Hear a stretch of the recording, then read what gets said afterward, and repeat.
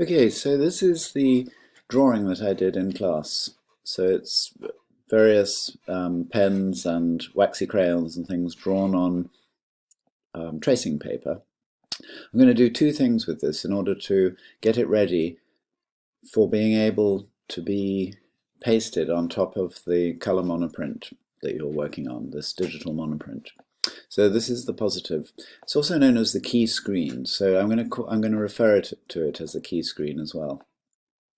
So the first thing to do is to convert this continuous tone image into halftone, or just, in other words, just eliminating all midtones and all values except for just black and white. So if I just zoom in on the image here, you can see, that this is a RGB image, a color image, and there's all sorts of values and tones in here. Like this isn't where I'm cycling with the cursor here. This isn't actually white, and there's lots of grays in here. I'll just zoom in to show you. This is a typical continuous tone image. So I want to start off by making this into halftone. So I'm going to do that in this way. So first of all, I go to Image, Mode, and you can see at the moment it's an RGB image. I'm going to just convert to grayscale, eliminating all the color. And now I'm just going to do, this is the only time really where you can do any image adjustment, is when it's in grayscale.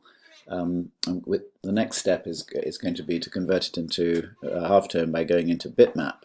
And when in bitmap, you can't do any image correction. So now's the time to look at your image and think, well, does this need beefing up in some way, or do the contrasts need improving? So what I usually do is just go to Levels, which is Apple L, and I'm just going to bring this onto the screen here, so you can see here levels. So sliding this level along a little bit obviously lightens it up, and going this way darkens it. And you can sort of play around with the contrast here a bit.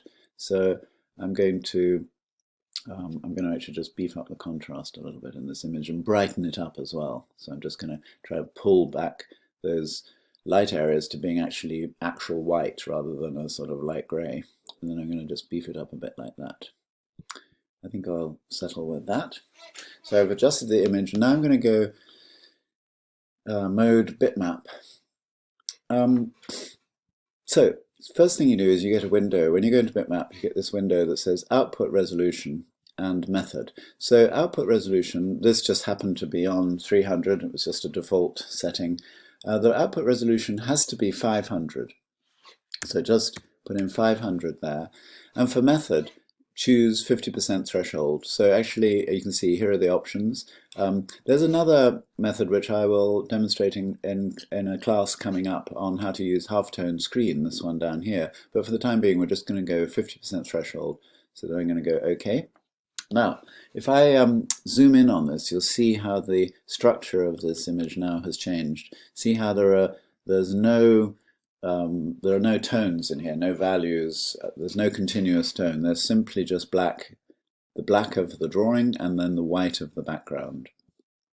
So that's what 50% threshold does. So actually now, next step is to size this image. I just want to make sure that this image is, I'm going to make it 12.5 by 19, which is the paper size. So you're all working, sort of like this digital paper size.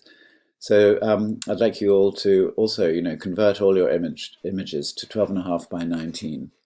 So here we go with image size, click on that.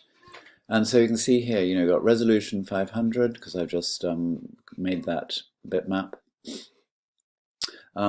So I'm going to actually unclick that link between the height and the width there, and just go width 12.5 and height 19. And then just shrink that down back into the window again. And I'm going to save that. I'm going to save it as, I'm just going to call it positive. I think I'll just save it as a JPEG.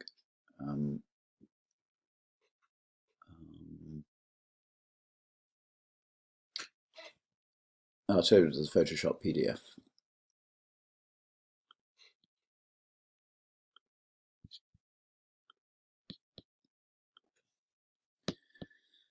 Right, the next step then is to be able to select this positive in such a way that actually one is not selecting the background as well as the actual drawing part of the image. So this is the process that you have to go through to do this. So now what I'm getting at here is, if I were to just copy and paste this image as it is onto an area of color, or areas of color, like a digital monoprint, you wouldn't see the color because the white of the background of this positive is opaque. It would just cover it all up. So I need to select this image where I'm just selecting the drawing. So that's what I'm going to show you how to do. So go to the Magic Wand tool on the left here. Where is it? There it is. Actually, I think what I'm going to do is just zoom in a little bit so you can see. It's a good idea to zoom in here. So what we're going to do is get the Magic Wand tool, and you see how along the top here there are various little, aspects of adjustment that can be made with the Magic Wand tool. One of them is this little thing here that says contiguous. So I'm unchecking contiguous. That's really important. If you have contiguous checked and you use the Magic Wand tool, it just selects will just select that one unbroken bit of drawing. But if you uncheck it, you can select everything. So I'm going to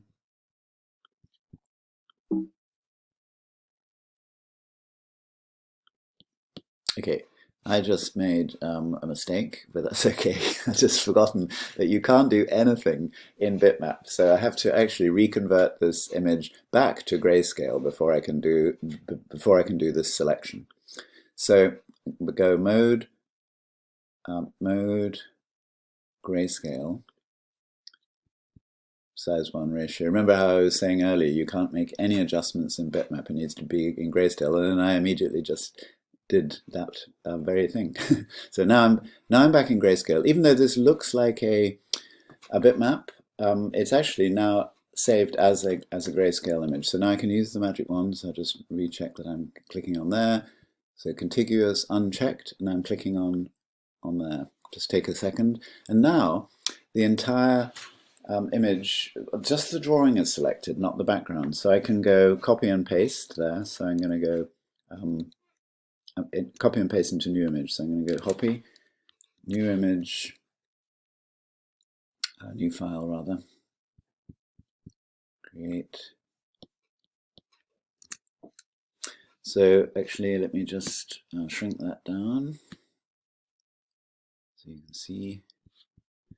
So what we've got here is now, even though it looks exactly the same, it's actually quite different. It is actually just the drawing. So now that can actually be copied and pasted on top of color, and you'll see the color coming through in all those white areas here. So I'm going to save this and call it. I'm going to call it positive and stroke key screen. So I can remember what that is.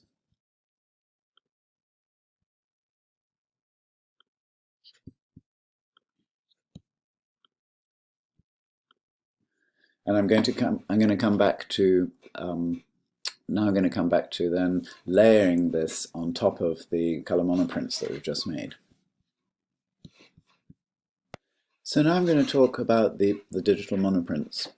So remember in the last little clip, I was just showed you how to cut out a piece of paper, and I've got some materials at home here, some watercolors and everything, and I just demonstrated how to quickly make a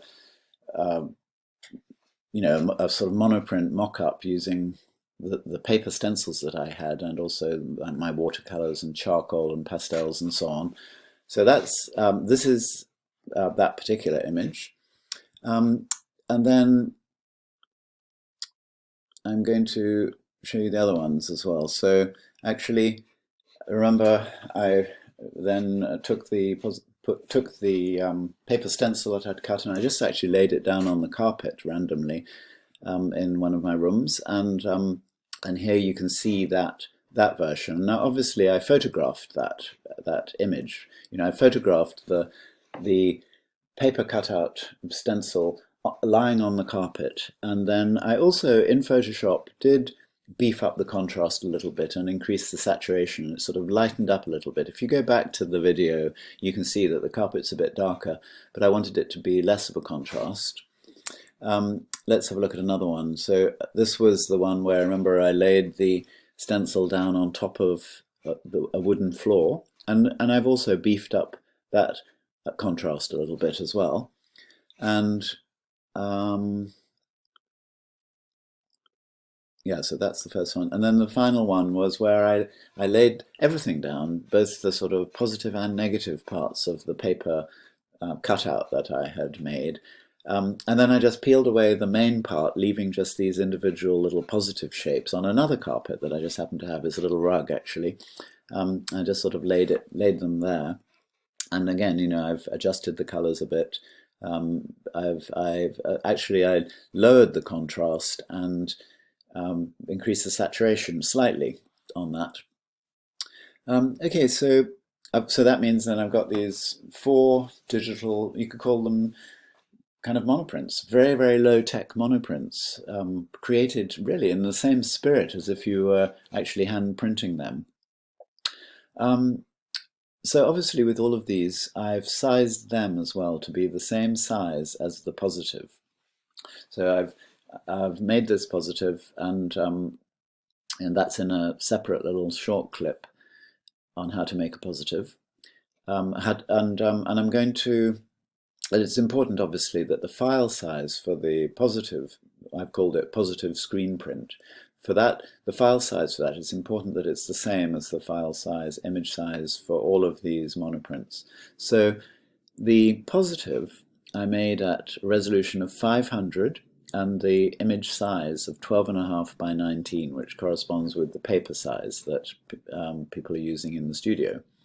So I've made all of these the same. The image size for all of them is image size, resolution 600. I'm going to change that to 500 so that it conforms with my positive. So it's a good thing I checked that, because otherwise they wouldn't have matched up. So I'm going to go through all of these actually and just change them to resolution of 600. Right. Let's have a look then at the final step here, which is copying and pasting this positive screen print onto each of the 4 digital monoprints that I've made. So I'm going to select all, copy, and then let's go to, let's say, that first one. So I've pasted just the drawing. Now, if you or just the marks, see how the background just allows the monoprint to show through. So this is pretty much indistinguishable actually from a screen print if you were making this in the studio. And you can see, you know, how there's a sort of a relationship there that I was trying to get between the, you know, the shapes that I've drawn in my positive, and then I was trying to sort of echo those actually in the monoprint to some extent. So let's have a look at this one.